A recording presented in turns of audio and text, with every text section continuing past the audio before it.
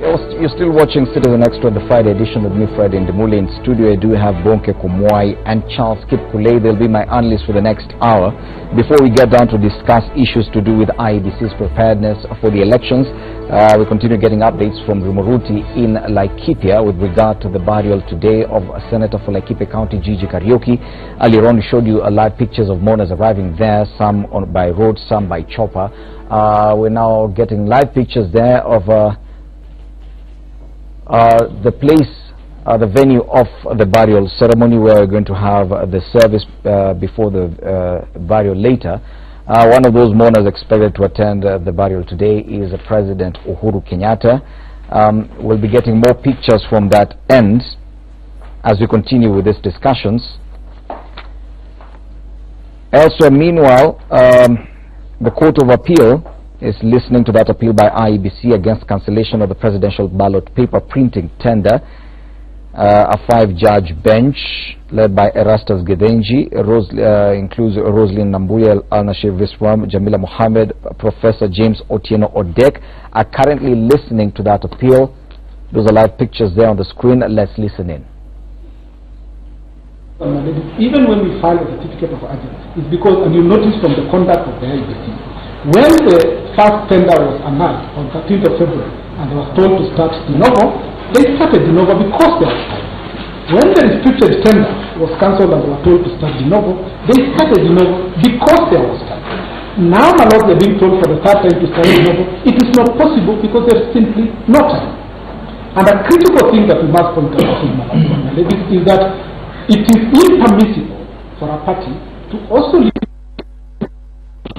in installment, because NASA was in court when they filed the appeal before the High Court and complained about the fact that the person who signed the contract was not authorized to sign by the executive office. Nothing about public participation at all. Then, when the second tender is set aside, again, there is no mention of public participation. Now, when they come to court late in the day, on the 22nd of June, for the first time, the issue of public participation is being raised.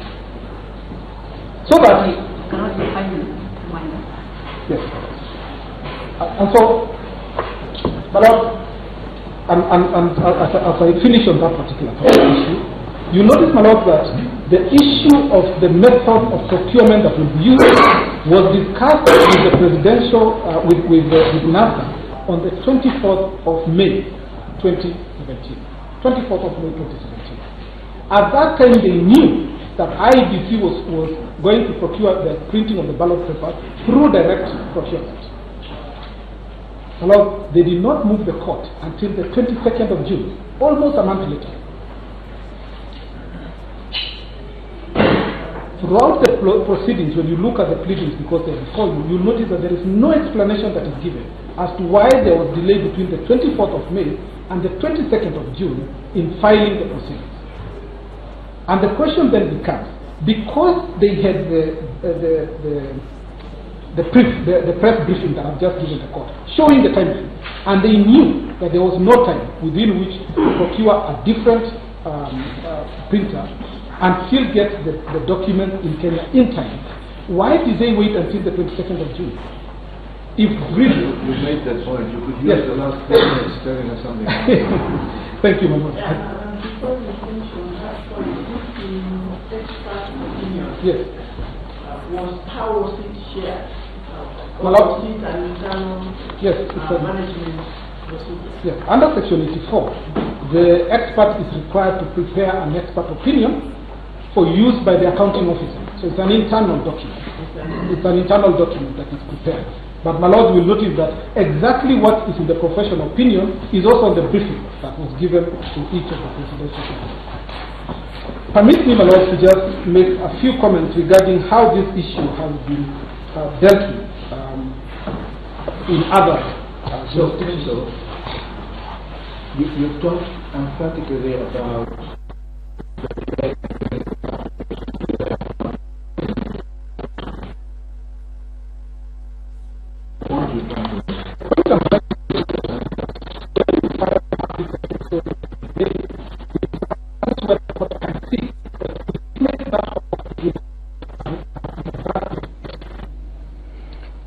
still having challenges with the quality of signal from the Court of Appeal, where lawyers representing different sides in the appeal continue making their submissions before the 5-judge bench, which is listening to the appeal by IEBC against cancellation of the presidential ballot paper printing tender.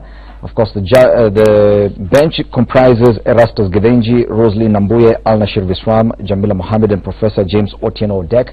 We'll be getting more updates from that. And as we continue with this discussion, also we continue getting up more updates from Rumuruti and in Laikipia, where burial for the late Senator for Laikipia County, Gigi Kariuki, is happening today. We're just showing you some live pictures from that end.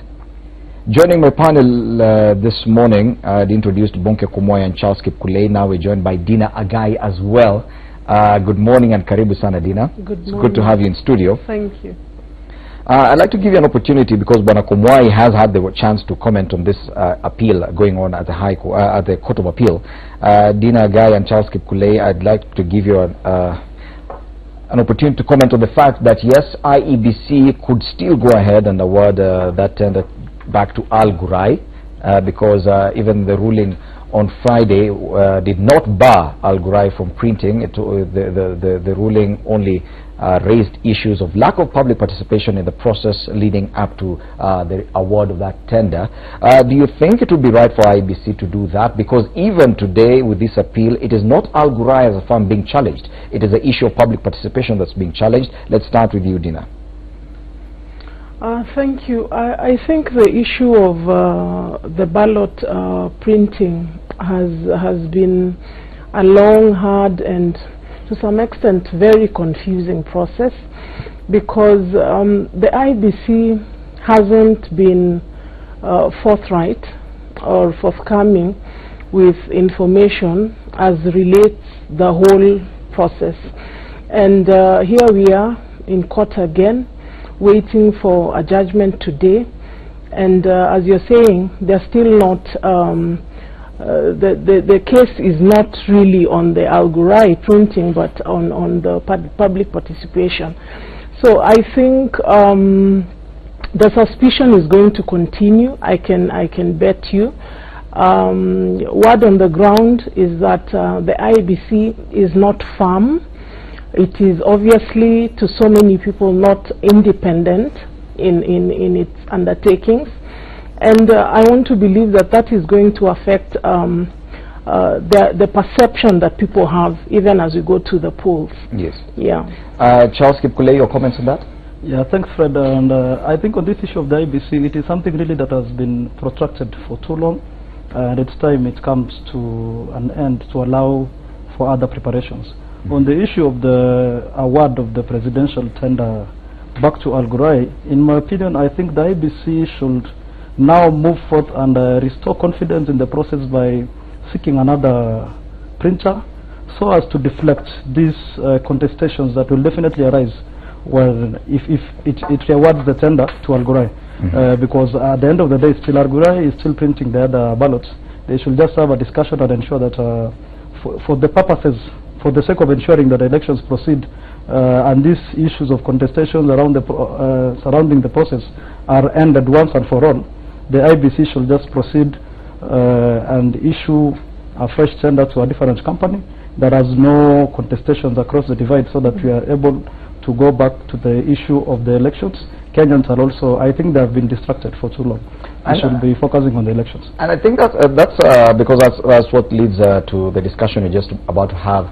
It's IEBC's management of public perception up until now. That probably that's the biggest problem they're suffering from, that the biggest affliction has been managing public perception, that even headlines as late as yesterday was still suggesting that some of the loopholes in the integrity of the voters' roll could still not have been attended to. Up until yesterday, it was 25 days to the elections, and I think one of the dailies had a splash on the front page, 10 ways that you could rig the election.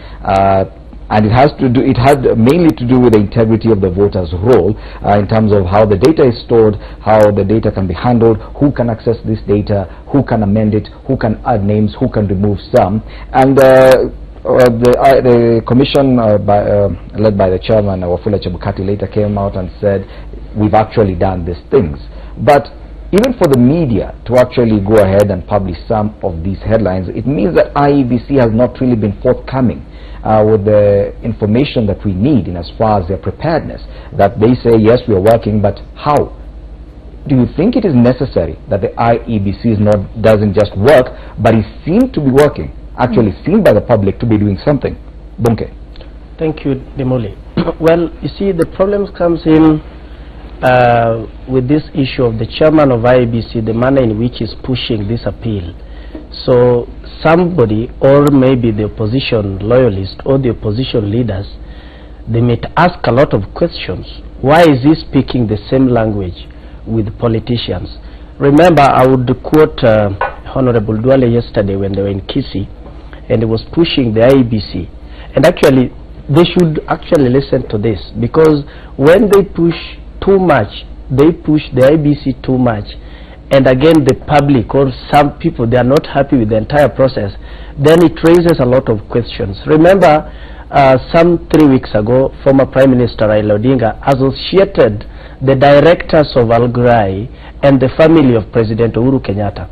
So that was, I know, even if it was a propaganda or not, but if the Court of Appeal awarded the Al Ghurair this deal to continue with printing of presidential papers, then even if President Uhuru Kenyatta wins this election genuinely, Raila will raise a concern. He will tell his supporters that, remember, I told you that Al Ghurair was working for the favor of President Uhuru Kenyatta, and that's why he has won. So for President Uhuru Kenyatta to clear his name and Chebukati also to remain independent, I think it is high time for him to use wisdom, the chairman of IEBC, to make a political decision by giving this tender and engaging the two principals in the entire process and also the public participation. Yes. Then this can be given to any company. The companies are so many.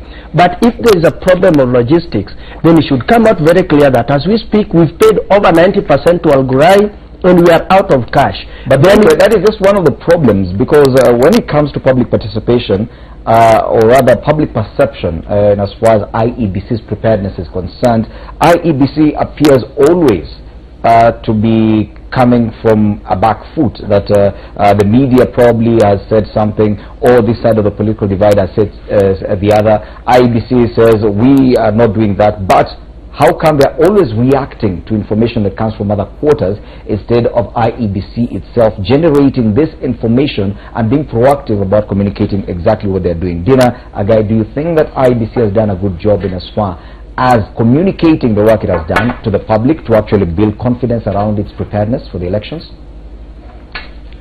To a very large extent, I don't think the IEBC has done its work in terms of communicating to the public in a good way to a large extent. And as you're saying, it seems to be like the IEBC is always being caught flat-footed, and issues come from outside, not within IEBC, and then they become defensive.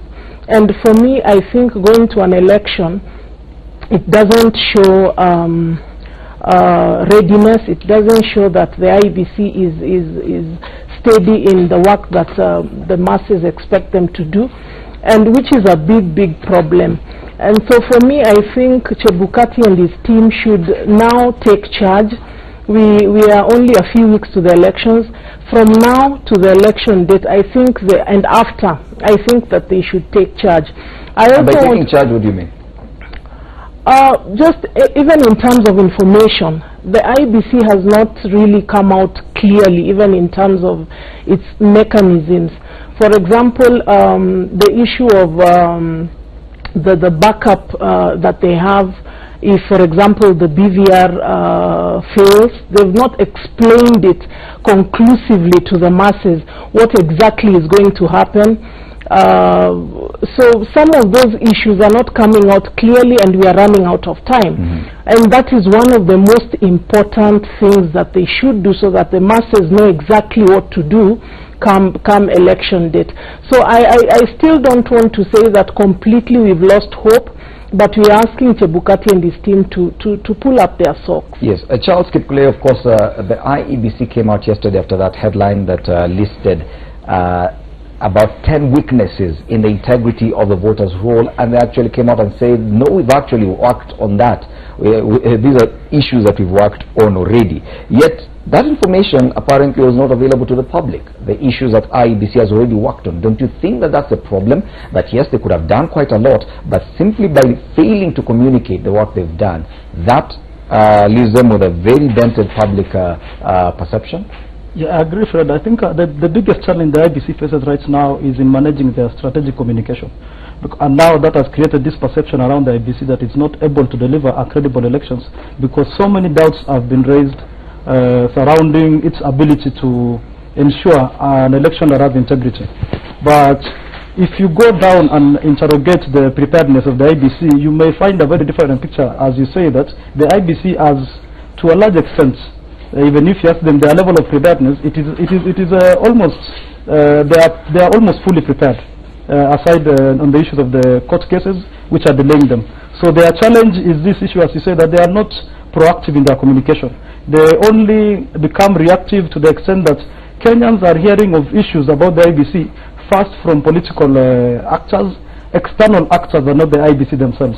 So what is critical for the IEBC right now is to own this communication and all the messaging that concerns the processes surrounding the election, to the extent that because you know the message, the level of trust that is accorded on an issue, and especially on these elections, will largely be given to the person or the first originator of that message. And for this case, the IEBC seems to be more of a reactionary body rather than something, an organization that is proactive.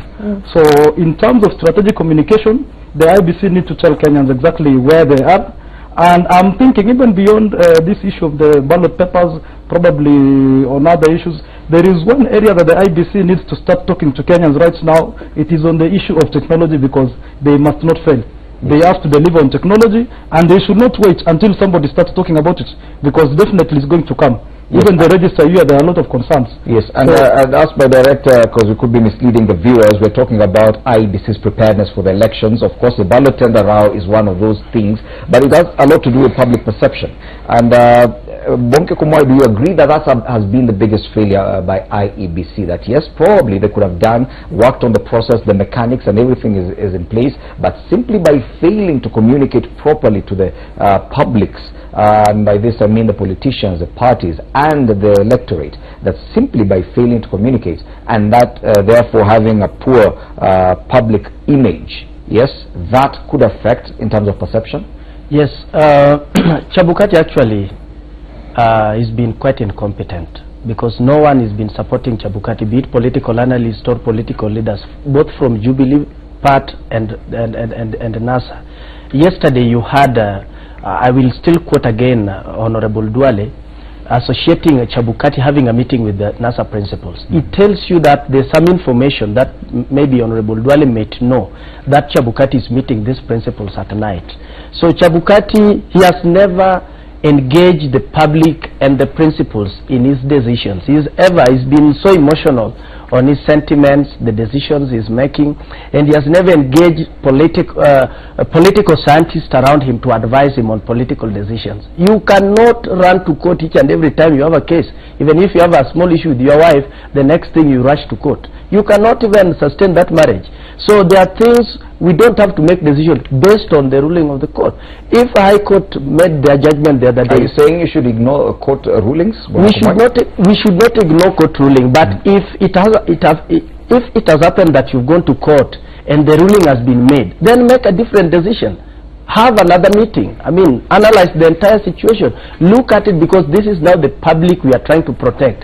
Our sentiment and analysis is based on what Kenyans are saying. Yes, if the Court of Appeal awarded El Gurai this deal again, do you think NASA principal will agree? Don't you think Kenyans who believes in NASA manifesto and the supporters of NASA will agree with such a decision? Even if, I will still repeat that, even if President Uhuru Kenyatta win this election genuinely. So if Chebukati wants to avoid what happened in 2007 and to mess his reputation, he has to come up and make a political decision without consulting anybody from Jubilee and anyone from NASA. He has to make a political decision. This thing is workable. It's just matter of do you think that could dent the IEBC perception from the public even further? Because we're talking about the perception about the IEBC's preparedness generally, not just on the tender, the ballot paper printing, but don't you think that by doing what you just suggested that it could hurt the IEBC's image further? You know, IEBC, they've been losing cases in court, so this is not the first time. So I can advise him to argue it this way. Based on the decision of the court and also the public interest, we've decided to award a different company this tender so that we can re-advertise it like any other tender, so that the public participation can be involved, the two principals can also be involved, and President Uhuru Kenyatta will agree and Raila Odinga will agree, and it will be open. Even the media will give to Kenyans what is going on as far as these presidential papers are concerned. What matters, I mean, money, if there's money, my friend, you can do anything.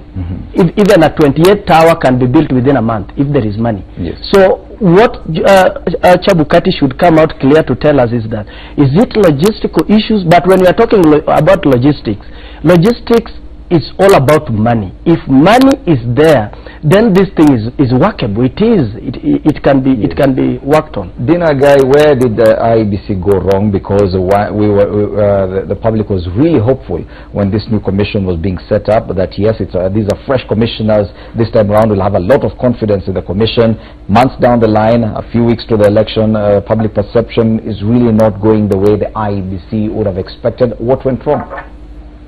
For me, the biggest mistake is that lack of communication that is clear. And another thing is the issue of the executive seeming to be the one looking out for IEBC all the time and speaking almost on their behalf. That has clearly been an issue, and people feel that probably there's something that we don't know between the two institutions or the two positions, the executive and the independent IEBC. And for me, I think that we still have time. We don't want to say that we completely have lost hope in them, because as it is, we cannot have another IEBC in place. This is the only one that we have now for 2017. So I think they should put their act together and try and work things out faster. I understand that in the Constitution it is envisaged that the whole process of identifying a company to print ballot papers it takes 21 days, and so for me, I don't think that really we don't have time. We do have time if there is will.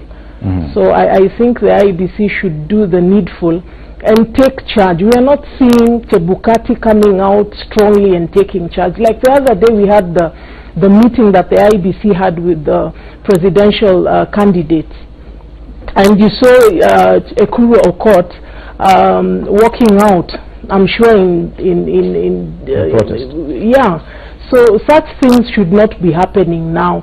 There's even a speaker who spoke on that day that was saying that, you know, you're bringing us here and it seems like you are expecting us to tell you what to do when the courts have already made their decision and now you need to act on that decision. Yet you still want us to be the ones giving you the way forward, which for them they felt means that the IEBC is not in control. So we really need to work fast, and I want to say that Kenyans out there know that they are going to vote on the 8th. Okay. We now need to take a live feed from an event where InfoTrack is releasing a poll on governor's popularity, quite a number of counties. Let's listen in. So the most popular ward or sub-county got the largest share of the interviews. Again, done between 22nd of June and 2nd of July. So that is the distribution, and like I said earlier, I'm going to share with you. So what are the findings? for the gubernatorial seat, senatorial seat, and the women rep. So we asked the same question across board. So assuming the elections for Kakamega governor were to be held today, which candidate would you vote for? And the feedback was 68.3% of the respondents would vote for the incumbent, Governor Oparanya Wycliffe, who is vying with the ODM party, while 13.1% of the respondents would vote for the current or the incumbent senator to be their governor, that is Boni Halwale, while 1.1% would vote for a lady here. She's called Muruli Mabel. 0.37% would vote for Osundwa Michael, 0.2% for Kanyanya Suleiman. Yeah, there's work to be done. 16.8% of voters in Kakamega County have not yet made their mind on who they would vote for if the elections were held that time that we did the interview. Yeah, I think that is, there's no question on that.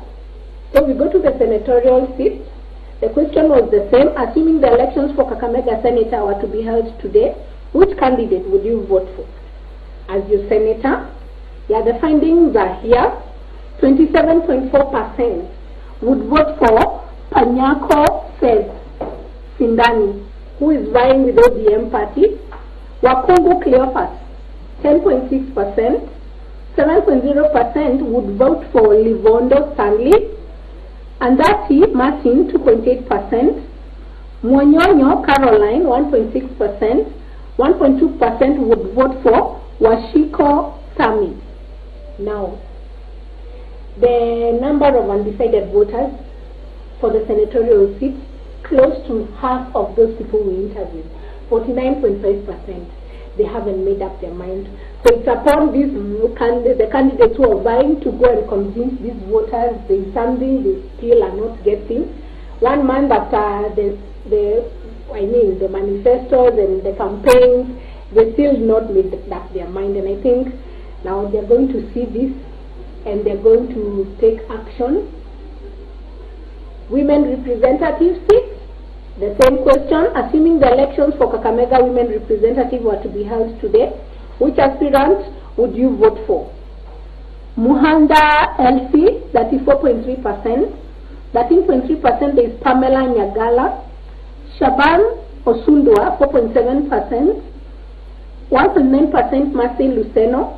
0.8% Wanyonyi Irene. And then Mude Sambodi Nancy at 0.7%. Again, 44.4% of those people we interviewed haven't made up their mind. So I think that the trend is speaking for itself, that for the governor seat, a good majority of the respondents have made up their minds. But you can see like what we saw in Mombasa, and it is replicating in Kakamega for the women rep seats and for the senatorial seats. More than 40% of the people we interviewed have not yet made up their mind. I don't know, and I would like to know, I am keen also to know what would help them make their mind in the next 20 days. Because if they're going to show up to vote, then they're going to vote for all the slots. So there's work to be done by those people vying for those seats. And the demographics are there. Many things, I really, and I know that it was direct to the point, but if any one of you has any question, you can ask. What I cannot answer, I will refer them to Angela. The next press release she will answer, but I'm hoping whatever you have, I can answer. I have seen the Kikuyu station TV, Sujata and Kameme. In case you want a Kikuyu interview, we still do that. Yeah, we speak that dialect. Yeah, thank you guys for coming. And say hi to your editors. Please. Yes, InfoTrack research company. They're releasing a poll on governor's popularity in a number of counties.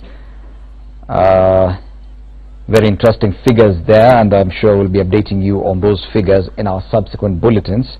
Wahiga Maura at 1 p.m. Citizen Live at 1.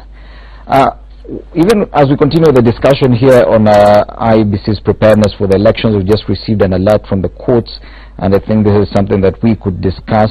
Yes, a High Court judge, William Musyoka, has disqualified himself from hearing a case filed by NASA on complementary voting systems. Now, the judge said that he once practiced with one of the NASA principals in a law firm. Now, this because we tried discussing this in relation to the formation of the 5-judge bench, which is listening to the IEBC appeal. This also in relation to the kind of criticism directed the judiciary's way last week, especially by the Jubilee leaders. Don't you think that this is now resulting in some of this, that judges are even more conscious of the cases they preside over, that all these politically connected cases coming before the courts, the judge really has to go back and really look deep inside himself or herself to see, did I ever work with anyone of these politicians before, and therefore I may not be able, or maybe my decision this time round will be seen in that light. Charles? Yeah, thanks, Freddie. I think I want to applaud that judge for the decision he has made, because now this is setting, it's not a precedent, because it's actually a standard practice in the judiciary, where if there is the issue of conflict of interest, then it has to be declared, and then as a judge you disqualify yourself, so that the judgment, the outcome of the case that is before the court becomes something that is not contested on grounds of such issues as affiliations or relationships. And I think the only challenge that we had with the case of the Jubilee claims against Justice Odunga was that they came a bit later. I don't know if they knew about this early enough, but the challenge was that it is a contestation of a legal process through a political, in a political manner, therefore rendering, putting the judge in a difficult position, but on the account of principle. I think that is the right thing to be done, and I want to applaud this judge, because that is where we need to go as a country, where the courts become the last resort, and if they are to declare themselves on an issue, and that it should be something that should be accepted across the divide, then there should be no concern or a factor that will then come to cause us to question the judgments that they give. So I think for Justice Musyoka, I applaud him, and that is the way to go, and it should be something that should be a standard procedure. Even before we start a case, you declare if there is any conflict of interest, you say it. So, Bonke Komwai, does it therefore mean that we're going to see a lot of these instances where judges decide to recuse themselves from cases, especially the ones that are related to politics or linked to politics in any way? I think this, because any person, any Kenyan must be, you do have relationships, you do have affiliations, maybe not political alignments as such, but all these politicians do have relatives. Some of them do work in the judiciary. I will not agree with that, judge, because I've got my friends. If I'm an advocate today, and maybe one of my friends who is also an advocate has an issue in his family, should I step down because I can't represent them in court, even if I'm going to lose the case or not? I think we should now stop playing politics with the legal issues. It's a matter which should be investigated. If he claims that he has worked with one of the NASA principals, we have 2 lawyers in NASA, that is Kalonzo Musyoka and Wetangula. So if he has worked with Wetangula, how does that relate to this decision now? Because this is a judge, he is practicing, and why should this stop his work because he has worked with somebody? But what if one of them we saw last week, especially from Jubilee leadership, it means it will be hard for any judge who has had any connections with any politicians actually presiding over any of these politically connected cases. You know, being related to someone is quite different with being in a relationship or being a friend. This issue of Bonke Komwai is related to Nimbilu because I've married your sister. That you should be associated with the decision I'm making as a politician. I think that is quite awkward. It is not unconstitutional to be related to a prominent person. I don't think if it is wrong to be related to the president. So if their claims was based on Odunga is related to somebody, Odunga comes from Siaya and Orengo is also from Siaya. What's the problem if they're related? Odunga has been doing his work and like any other judges. Even Honorable Gidu Muigai, he's related to the family of the president. Why can't we argue based on that? But that's a lawyer, and he's the Attorney General. He's the Attorney General, and anytime he's in court, he protects the interest of the state, and also his cousin, of course.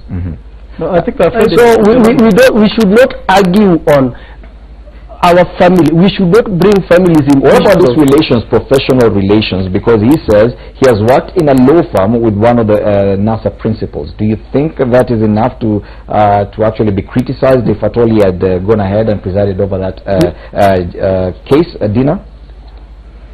I think for me what happened last week was unfortunate, and particularly coming from the president, because I saw somebody that was using his powers to intimidate the judiciary.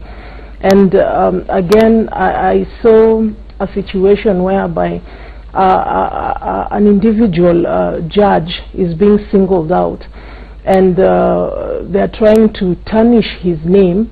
Judge Odunga is a respected judge, and his credentials speak for themselves. And I want to think that the best way that they should have gone with this issue is then, if they feel that there was like he was going to rule in favor because he has a relationship with James Orengo, and they feel that he might err, I think the best way was then go to the JSC and reporting to the JSC and actually say exactly what allow me to commentate on the pictures you're seeing on your screen there. That those are mourners. I've seen the chairman of Royal Media Services and the vice chairperson of Royal Media Services, SK Macharia, arriving there for the burial of the late senator for Laikipia, Gigi Kariuki. Of course, we continue giving you updates from that end. That's SK Macharia there, the chairperson of Royal Media Services, arriving for the burial of Senator Gigi Kariuki, accompanied by the vice chairperson, Mrs. Macharia there.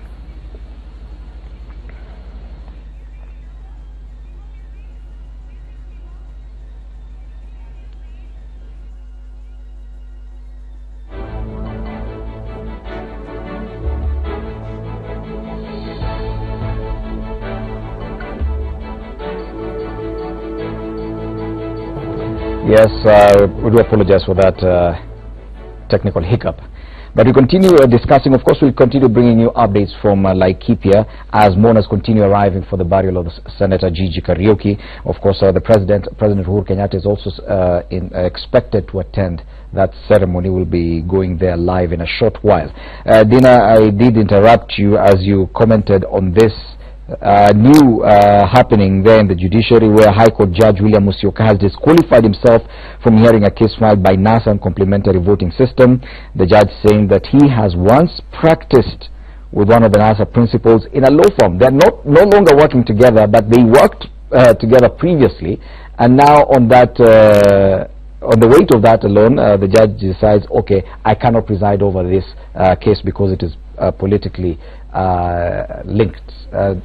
Yes? I was saying that if the President and the Deputy felt that Judge Odunga, being related to James Orengo, was going to give a ruling that was not going to be favorable to them, or had given a ruling that was not favorable to them, and they feel that even the ruling came up in not a clear legal way or constitutional way, then probably the best institution they would have gone to is the Judicial Service Commission to lodge a formal complaint.